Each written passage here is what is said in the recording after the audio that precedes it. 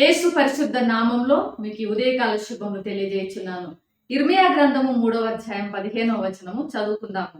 నాకు ఇష్టమైన కాపర్లను మీకు నియమింతును, వారు జ్ఞానముతోనూ వివేకంతోనూ మిమ్ము నేలుదురు. ఎందుకు దేవుడు మీకు నాకు ఇష్టమైన కాపర్లను నియమిస్తాను? మనుషులకు ఇష్టమైన కాపర్లు కాదు, ప్రజలకు ఇష్టమైన కాపర్లం కాదు, ప్రజలు కోరుకుంటున్న కాపర్లు కాదు, కానీ దేవునికి ఇష్టానుసారంగా, దేవునికి హృదయానుసారంగా దేవుడు మార్గనిర్దేశం చేసే కాపర్లను మాత్రమే ఇక్కడ నియమిస్తాను మీ కొరకు అని తెలియజేస్తున్నాడు. దేవుడు దక్షిణ రాజ్యమైన యూదాతో ఈ మాటలు మాట్లాడుచున్నాడు. ఈ వచనము యూదా గురించి స్పష్టంగా ప్రస్తావించినప్పటికీ కూడా మనము ఇర్మియా గ్రంథము 3వ అధ్యాయానికి ముందు అధ్యాయాలు, 3వ అధ్యాయం తర్వాత కొన్ని అధ్యాయాలను మనం ఆ విధంగా చదువుకుంటూ వెళ్ళినట్లయితే ఈ మాటలు స్పష్టంగా దక్షిణ రాజ్యమైన యూదాతోనే దేవుడు మాట్లాడుచున్నాడని మనము తెలుసుకోగలము.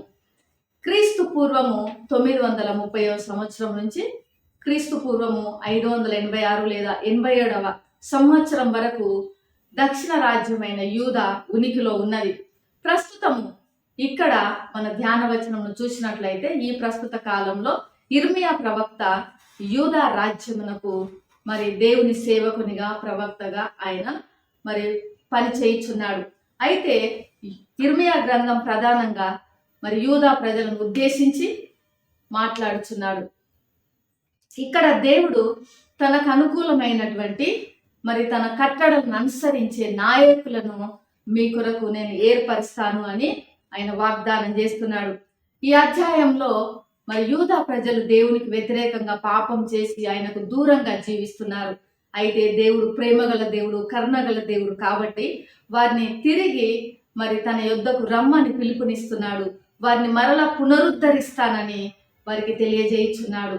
వారు పశ్చాత్తాపడి దేవుని చెంతకు తిరిగి వచ్చినట్లయితే మీకు మంచి నాయకులను నేను మరి అందిస్తాను, మంచి నాయకులను లేదా కాపర్లను మీకు నియమిస్తాను అంటున్నాడు. ఇక్కడ కాపర్లు, గొర్రెల కాపర్లు అనే మాటను చూసినట్లయితే హెబ్రీ భాషలో మరి పాలకులు అనే మాట కూడా ఉపయోగించబడింది. ఇక్కడ మరి మనకు చాలా సార్లు గొర్రెల కాపర్లు అంటే మనం ఏమనుకుంటామంటే మన యొక్క చర్చిలో ఉన్న పాస్టర్స్ అనుకుంటాము. కానీ ఇక్కడ పాస్టర్స్ కాదు, కానీ మరి రాజులకు ఇది సాదృశ్యంగా ఉంది. అంటే అక్కడ రాజులు పాలకులుగా సరి అయిన విధానంలో ప్రజలను ఏలుట లేదు. కాబట్టి నేను మరి మిమ్మల్ని పాలించేటువంటి మంచి నాయకులను మీకు నియమిస్తాను. గొర్రెలను ఏ రీతిగా ఒక కాపరి సంరక్షిస్తాడో, భద్రపరుచుకుంటాడో, కాచి కాపాడుతాడో అదే ప్రకారంగా మరి నాయకులైన వారు మిమ్మల్ని కూడా ఆ ప్రకారంగా నడిపించే వారిని నేను మీ కొరకు నియమిస్తానని దేవుడు తెలియజేస్తున్నాడు. మరి వాళ్ళు ఎలాంటి వారు, వాళ్ళ గుణగణాలు ఏమిటి అన్నప్పుడు ఆ యొక్క నాయకులు ఎలా ఉంటారు అంటే జ్ఞానముతో, అంతర్దృష్టితో, వివేచనతో మరి మార్గనిర్దేశం చేస్తారని దేవుడు తెలియజేస్తున్నాడు. దేవుని హృదయము ఈ మాటల ద్వారా మనం అర్థం చేసుకోగలము. దేవుడు ఎంత ప్రేమించే దేవుడు, ఎంత కరుణగల దేవుడు. ఆయన హృదయం అంతా కూడా కరుణ వాత్సల్యములతో నిండిపోయినట్లుగా ఇక్కడ మనము చూడగలం. ఎందుకంటే వాళ్ళేమో పాపం చేసి దేవునికి దూరంగా మరి వెళ్ళిపోతుంటే దేవుడేమో మీ కొరకు నేను నాయకుల్ని ఏర్పరుస్తాను, వారు ఈ రీతిగా మీ కొరకు మరి నడిపిస్తారు అని దేవుడు వారిని తిరిగి పిలుస్తున్నాడు. అంటే ఎంత మంచి దేవుడో మనం తెలుసుకోగలము. అలానే ఈ యొక్క నాయకుల ద్వారా మరి మనల్ని కూడా నడిపించుటకు ఆయన ఇష్టపడుచున్నాడు. ఎందుకంటే దేవుడు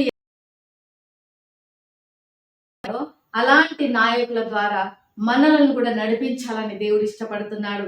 నిజమైన నాయకులు దేవుని యొక్క స్వభావాన్ని, దేవుని యొక్క లక్షణాలను వాళ్ళు ప్రతిబింబిస్తారు. మరి దేవుని యొక్క మార్గనిర్దేశకత్వం మన జీవితాలకు ఒక మంచి స్పష్టతను, వివేచనను మరి కలిగిస్తుంది. మరి ఈ యొక్క సమయంలో ప్రియమైనటువంటి వారలారా, నాయకులు అన్నప్పుడు ఏదో ఒక నాయకత్వ బాధ్యతలను కలిగి ఉన్నవారమే. మరి మనకు కూడా నాయకులైన వారు మరి మనకు కూడా ఉన్నారు. మరి నాయకులుగా అనేక రంగాలలో మనం చూస్తున్నాము. మరి దేవుడు మిమ్మల్ని ఎక్కడైతే ఉంచాడో మరి అక్కడ మీరు దేవుని యొక్క నాయకులుగా లేదా దేవుని యొక్క పాలకులుగా, దేవుడు ఏర్పరచుకున్నటువంటి సేవకులుగా మనము బాధ్యత కలిగి ప్రవర్తించాలని దేవుడు కోరుకుంటున్నాడు. అది సంఘమే కావచ్చు, అది వర్క్ ప్లేసే కావచ్చు, అది ఒక వ్యాపార సంస్థే కావచ్చు, అది ఉద్యోగ స్థలమే కావచ్చు, ఒక పొరుగు ప్రాంతమే కావచ్చు, లేదా మన కుటుంబమే కావచ్చు. ఎక్కడైనా సరే మనము కూడా ఏదో ఒక నాయకత్వ బాధ్యతను కలిగి ఉన్నాము. దేవుడు మనకు అప్పగించాడు. కాబట్టి దేవుని బిడ్డలంగా, దేవుడు ఎన్నుకున్నటువంటి నాయకులుగా మనం కూడా మరి వివేచన కలిగి, మనం దేవుని యొక్క ప్రేమను కలిగి, జ్ఞానంతో, వివేకంతో మరి మనకు అప్పగించబడినటువంటి వ్యక్తులను మనం దేవుని యొక్క మార్గంలో నడిపించాలి. దేవుని యొక్క ప్రేమను వారికి చూపించాలి. దేవుని యొక్క రక్షణను వారికి తెలియజేయాలి. దేవుని యొక్క రక్షణలోనికి వారిని నడిపించాలి. యేసు ప్రభువుల వారు కూడా మనకు ఒక మంచి గొర్రెల కాపరిగా మనకున్నాడు. మరి ఆయన మన కొరకు ఏ రీతిగా అయితే ప్రాణం పెట్టి తిరిగి లేచాడో ఆ సత్య సువార్తను, ఆ మంచి గొర్రెల కాపరిని కూడా మనం ఇతరులకు తెలియజేయవలసినటువంటి వారమై ఉన్నాము. మరి అట్టి కృప దేవుడు మనకు ఇచ్చునుగాక. ప్రేమ నమ్మకం కలిగిన పరలోకపు తండ్రి పరిశుద్ధుడా, నీకు వందనాలు చెల్లిస్తున్నాము. ఈ ఉదయకాల సమయంలో నాయన మీరు మాకు అనుగ్రహించినటువంటి బాధ్యతలను బట్టి వందనాలు.